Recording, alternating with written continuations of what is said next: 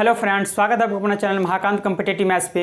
तो दोस्तों अभी हम लोग टॉपिक डिस्कस कर रहे हैं झा सर का जो 41 से प्लस करके जो बुक आया है, इसमें दोस्तों हम लोग मैथ्स का डिस्कशन करवा रहे हैं, जिसमें दोस्तों क्वेश्चन नंबर 8 तक चर्चा हो चुका था। आज हम लोग क्वेश्चन नंबर 9 से चर्चा करेंगे। तो आइए दोस्तों देखा जाए क्वेश्चन नंबर 9 आपके स्क्रीन बोर्ड पर। देखा जाए दोस्तों क्वेश्चन नंबर 9। क्वेश्चन नंबर 9 क्या है दोस्तों? पॉल्सन शहर ए में रहता है। पॉल्सन किस में रहता है सर? कि पॉल्सन शहर ए में रहता है और रॉबसन क्या है सर? और रॉबसन जो है शहर बी में रहता है ना। रॉबसन शहर बी में रहता है। वे एक ही समय में एक ही मार्ग पर एक दूसरे के शहरों में जाने के लिए अपनी यात्रा शुरू करते हैं। वे रास्ते में कहीं मिलते हैं और फिर अपनी यात्रा जारी रखते हैं। रॉबसन से मिलने के बाद पॉल्सन को गंतव्य तक पहुंचने में 2 घंटे लगते हैं। पॉल्सन को कितना टाइम लगता है सर? कि पॉल्सन को 2 आवर टाइम लगता है पहुंचने में, जबकि रॉबसन को कितना टाइम लगता है सर? कि रॉबसन को टाइम लगता है 4.5 घंटा लगता है। रॉबसन को टाइम लगता है ना, 4.5 घंटे लगते हैं। अगर रॉबसन ने 30 किलोमीटर प्रति घंटा की गति से यात्रा की हो, है ना, तो रॉबसन की चाल कितना है सर? कि 30 किलोमीटर पर आवर है। तो आपसे क्या पूछ रहा है सर? आपसे पूछ रहा है कि पॉल्सन की गति किलोमीटर पर आवर में कितनी होगी, यानी कि पॉल्सन की क्या पूछ रहा है सर? पॉल्सन के बारे में आपसे चाल के बारे में पूछ रहा है। तो हमेशा याद रखना है कि जब 4 चीज़ दिया रहे, यानी कि 2 टाइम दिया हो और 2 चाल दिया हो, है ना, इसमें से दोस्तों आपको 3 चीज़ दिया रहेगा और 1 चीज़ आपसे पूछ लिया जाएगा। तो इसका फॉर्मूला आपको याद रखना है कि फर्स्ट व्यक्ति का चाल बाय सेकेंड व्यक्ति की चाल बराबर दूसरे व्यक्ति का टाइम और बाय क्या होगा सर? पहले व्यक्ति का टाइम। ये फॉर्मूला आपको क्या करना है सर? याद रखना है ना। आप देखिए पहले व्यक्ति की चाल कितना है सर? कहीं नहीं पता है। नहीं पता है तो इसको क्या मानेंगे सर? कहीं x मान लेंगे। दूसरे व्यक्ति की चाल कितना है सर? इसको s2 मान लीजिए, यानी 30 है तो 30 रख देंगे, है ना, अंडर रूट। दूसरे व्यक्ति का टाइम कितना है सर? कहीं 4.5 घंटा है तो 4.5 रख देंगे, है ना। पहले व्यक्ति का टाइम कितना है सर? कि 2 आवर है तो 2 रख देंगे, है भाई। और डेसिमल उड़ाएंगे तो कितना होगा सर? डेसिमल उड़ाएंगे तो 0, 5 9 45, 5 चौक 20 और 9/4 आ गया, है ना। 9/4 आ गया तो क्या लिखेंगे? x/30 बराबर क्या होगा? 9 का वर्गमूल 3 और 4 का वर्गमूल 2 निकल जाएगा, है कि नहीं भाई? यहाँ से काटेंगे तो 2 15 30 और 15 या 45, यानी कि x का मान कितना आ जाएगा sir? 45 kilometre per hour answer आ जाएगा, जो कि ऑप्शन नंबर सर कौन सा है? ऑप्शन नंबर आपका डी करेक्ट होगा। है भाई, बताइए आप लोग को समझ में आया कि नहीं आया? क्वेश्चन पूछने की है सर, जब 4 चीज़ दिया रहेगा, 2 टाइम हो और 2 चाल दिया रहेगा, तो आपको 3 चीज़ दिया रहेगा और 1 चीज़ आपसे पूछ लिया जाएगा, है ना। तो इसका फॉर्मूला होता है सर कि पहले व्यक्ति की चाल बट्टे दूसरे व्यक्ति की चाल बराबर अंडर रूट दूसरे व्यक्ति की टाइम बट्टे पहले व्यक्ति की टाइम, है ना। समझ में आ गया? चलिए दूसरा क्वेश्चन।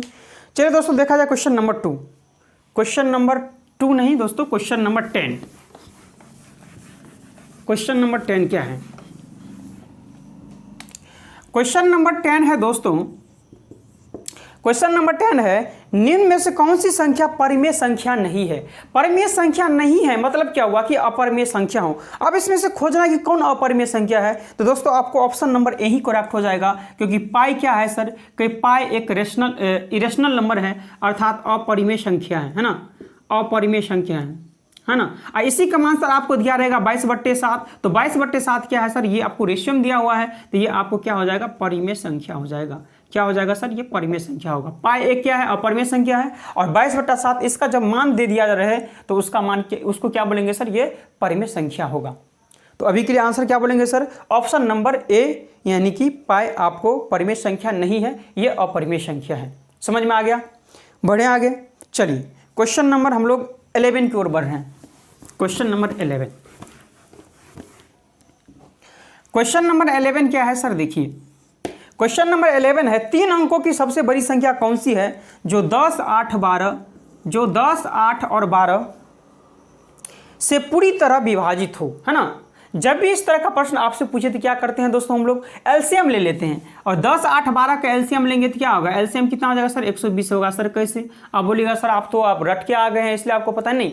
आपको भी जब एलसीएम एनसीएफ पढ़ाएंगे तो दोस्तों आपको भी डायरेक्ट आप बोल देंगे इसका एलसीएम 120 होगा। कैसे? आपको कुछ नहीं करना है सर, इस सब में बड़ा नंबर कौन है सर? कि बड़ा नंबर 12 है, तो 12 आपको पकड़ लेना है। 12 क्या इस दोनों नंबर से कट रहा है? कैसे सर? नहीं कट रहा है, तो पढ़िए टेबल 12 दूनी 24 काट रहा है, कैसे सर? 8 काट रहा है तो 8 चला गया, है ना।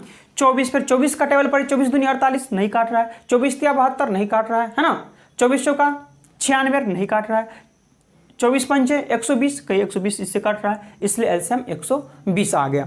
3 अंकों की सबसे बड़ी संख्या, यानी 3 अंकों की सबसे बड़ी संख्या क्या होता है सर कि 9999 होता है।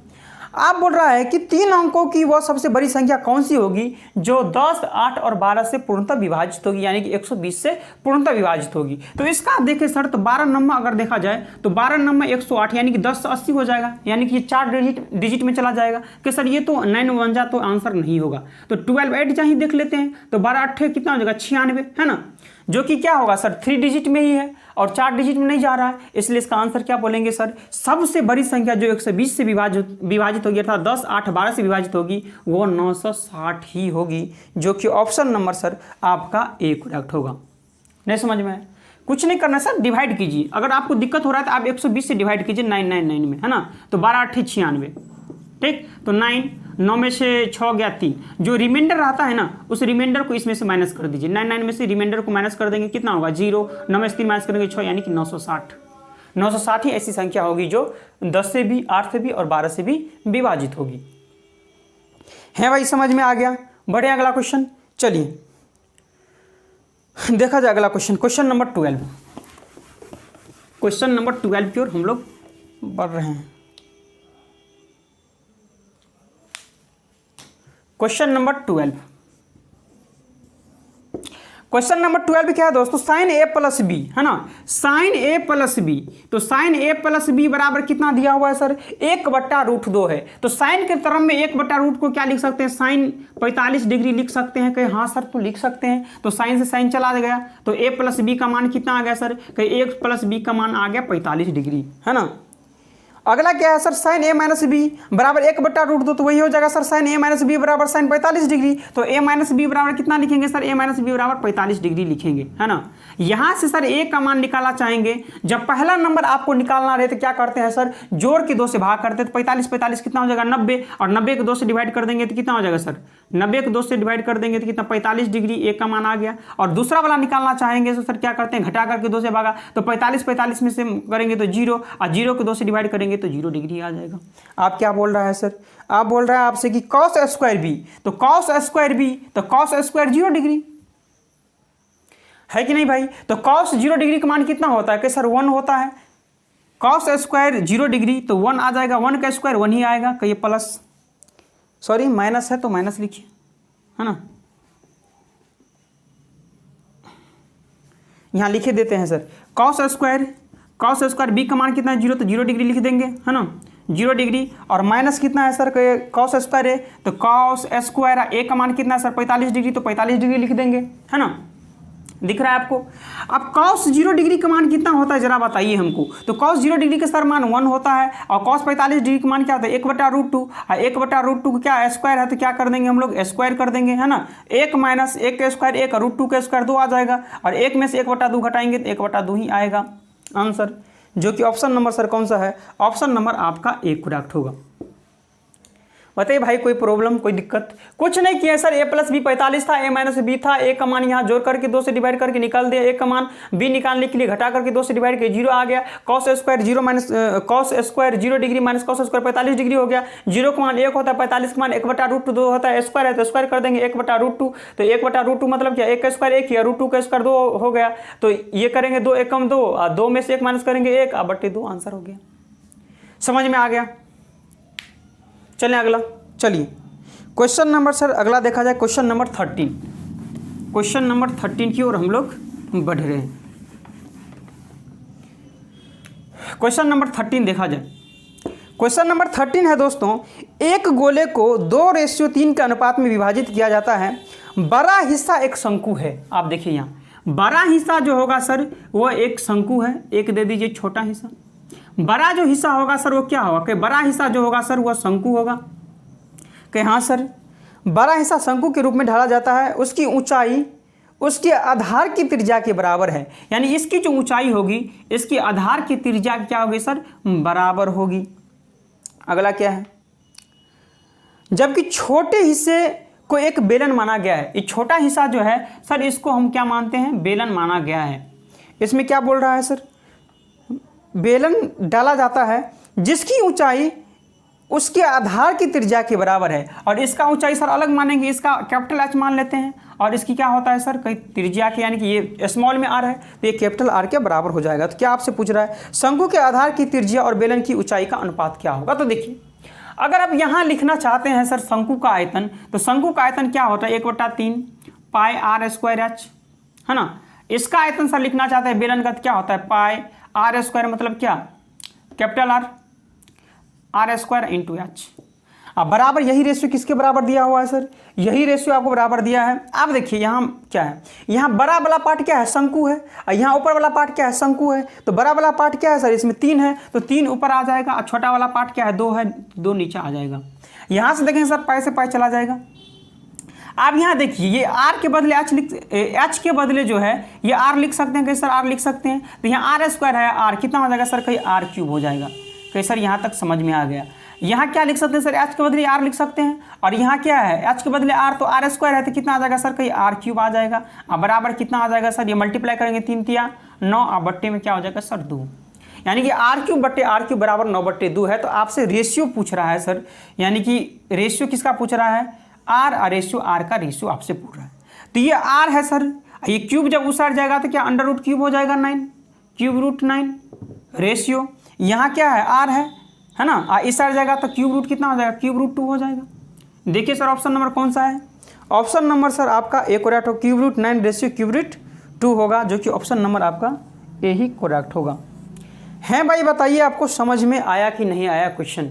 कुछ नहीं किए हैं सर, आपको फॉर्मूला पे क्या किए हैं सेट कर दिए हैं, है ना। इसका शंकु का फॉर्मूला आयतन होता है 1/3 पाई आर स्क्वायर एच, ये बेलन का होता है पाई आर स्क्वायर एच, यही बराबर था 3/2 का, बस आर का मान निकाल दिया हो गया। यही आर क्या हो गया सर, आर ऊंचाई हो गया, है ना। ये त्रिज्या है, ये भी ऊंचाई के बराबर हो गया। समझ में आ गया। चलिए अगला क्वेश्चन, चलिए दोस्तों क्वेश्चन नंबर अगला, क्वेश्चन नंबर 14। क्वेश्चन नंबर 14 क्या है देखा जाए। कोई क्वेश्चन में दोस्तों आप लोग को प्रॉब्लम हो तो कृपया कमेंट बॉक्स में जा करके कमेंट करें, फिर इससे हम अगर आप लोग को ज़्यादा प्रॉब्लम होगा तो फिर इस क्वेश्चन को हम लोग डिस्क्राइब आपको कर देंगे, है ना, फिर से आपको अच्छा तरह से सोल्यूशन करवा देंगे। चलिए दोस्तों क्वेश्चन नंबर अगला क्या है, क्वेश्चन नंबर 14। क्वेश्चन नंबर 14 है सर, आपसे पूछ रहा है कि किस कंपनी द्वारा सबसे ज़्यादा मोबाइल फ़ोन को निर्मित किए गए हैं। तो हमको बताइए सर कि जिसका परसेंटेज ज़्यादा हो वो ज़्यादा निर्मित करेगा मोबाइल फ़ोन। हाँ सिंपल सी बात है। तो आप देखिए कि परसेंटेज में सबसे ज़्यादा किसका है, तो सबसे ज़्यादा सर है LMN का 30% है, तो वही सबसे ज़्यादा क्या होगा सर मोबाइल फ़ोन निर्मित करेंगे। तो LMN कहाँ है sir, LMN option number sir आपका डी है ना। तो आंसर क्या हो जाएगा सर LMN। क्यों होगा सर LMN, क्योंकि सर परसेंटेज में ज़्यादा है, और परसेंटेज में ज़्यादा है सर तो मल्टीप्लाई करेंगे इससे जो आपको दिया हुआ डाटा, तो उससे मल्टीप्लाई करेंगे तो सबसे ज़्यादा यही आपको LMN ही का आएगा, है ना। बढ़ें अगला, चलिए क्वेश्चन नंबर 15। क्वेश्चन नंबर 15 की ओर हम लोग बढ़ रहे हैं। क्वेश्चन नंबर 15 क्या है, क्वेश्चन नंबर 15 है sir 7 sin square theta plus 3 cos square theta बराबर 4 आपको दिया हुआ है ना। 7 sin square theta plus 3 cos square theta बराबर आपको क्या दिया हुआ 4 दिया हुआ। ये बोल रहा है सर कि थीटा न्यून कौन हो तो tan स्क्वायर थीटा का मान क्या है ना। इसका हम 2 मेथड बताएंगे। मेथड नंबर फर्स्ट देखिए, थीटा न्यून कौन हो, न्यून कौन मतलब क्या हुआ सर कि 0 डिग्री से 90 डिग्री के बीच ही क्या करेगा सर वो आएगा, है ना। तो थीटा हम लोग को मान लेते हैं सर, चलते हैं थीटा के वैल्यू अगर हम मान ले 30 डिग्री, पहले 30 डिग्री से स्टार्ट करते हैं तो क्या करेंगे 7 और साइन 30 का मान क्या होता है 1/2, लेकिन स्क्वायर है तो क्या हो जाएगा sir 1/4 plus 3 into cos 30 degree का मान कितना हो जाएगा सर कि √3/4 और स्क्वायर है तो कितना होगा 3/4। तो नीचे में 4 है तो ये कितना हो जाएगा 7, तो 7/4 है, 3 × 9/4 है, ये कितना हो जाएगा सर 16/4, और 16/4 मतलब 4 के सर 4 के बराबर आ गया, इसलिए थीटा का मान कितना हो जाएगा सर 30 डिग्री होगा। तो आपसे tan स्क्वायर का वैल्यू पूछ रहा है, तो tan स्क्वायर थीटा का मान कितना रख देंगे सर 30 डिग्री, है ना। तो tan 30 डिग्री का मान कितना होता है 1/√3, और स्क्वायर है तो स्क्वायर दे देंगे, 1 का स्क्वायर 1 और √3 का स्क्वायर 3 ही आएगा, यानी कि 1/3 आपका आंसर हो जाएगा, जो कि ऑप्शन नंबर सर आपका ए करेक्ट होगा। है भाई बताइए आपको समझ में आया कि नहीं। अब दोस्तों इसका हम लोग बेसिक देख लेते हैं, क्या है बेसिक, है ना। अब इसका बेसिक चलते हैं, समझ में आ गया। कुछ नहीं कि थीटा का मान 30 डिग्री रख दिए हैं। अब इसका बेसिक सर कैसे बनाएंगे जरा देखिए। बेसिक अगर सोल्व करना हो तो आपको ये 4 × 1 लिख सकते हैं सर, कोई दिक्कत नहीं, आप लिख सकते हैं, है ना। तो यहाँ क्या लिखेंगे करिए sir, 7 sin square theta plus 3 cos square theta है बराबर 4 × 1 के बदले साइन और कॉस का मान क्या होता है, तो सर एक ही वैल्यू होता है sine square theta plus cos square theta का मान क्या होता है 1 होता है ना। तो ये 1 के बदले ये दे दिए। अब यहाँ देखिए सर इसको लिख सकते हैं 4 sin स्क्वायर थीटा प्लस यहाँ 4 cos स्क्वायर थीटा का यहाँ सर लिख सकते हैं। तो 7 साइन में से 4 साइन चला जाएगा तो कितना बच जाएगा सर, कहीं 3 sin स्क्वायर थीटा बच जाएगा, है ना। बराबर में यहाँ 4 cos में से 3 cos माइनस चला गया तो कितना बचेगा, सीधे का cos स्क्वायर थीटा बच जाएगा।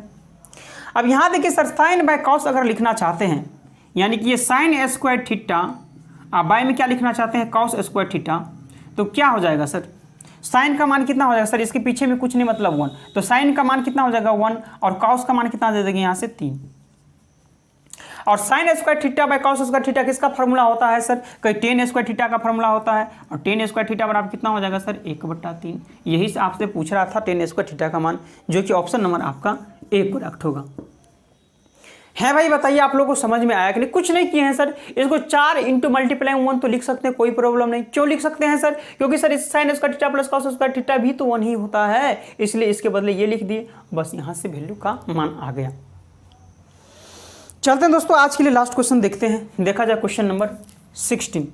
क्वेश्चन नंबर 16 देखते हैं लास्ट क्वेश्चन।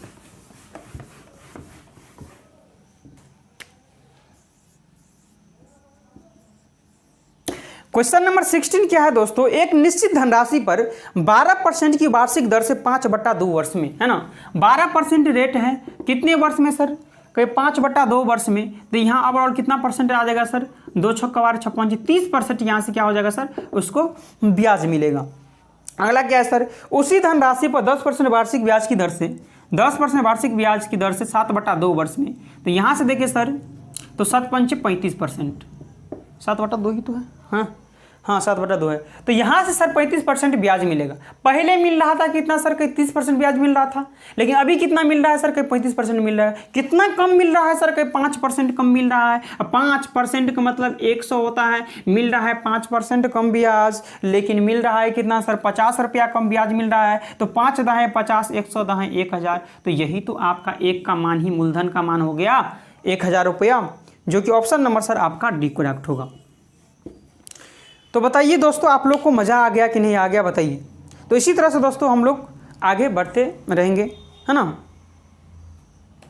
कोई क्वेश्चन में दोस्तों आप लोग को प्रॉब्लम हो तो कमेंट बॉक्स खोल करके आप वहाँ कमेंट करें, है ना। कोई भी क्वेश्चन में आपको प्रॉब्लम रहे तो वहाँ आप हमको बताएं, तो दोस्तों फिर से हम उसको बता दिया करेंगे, है ना।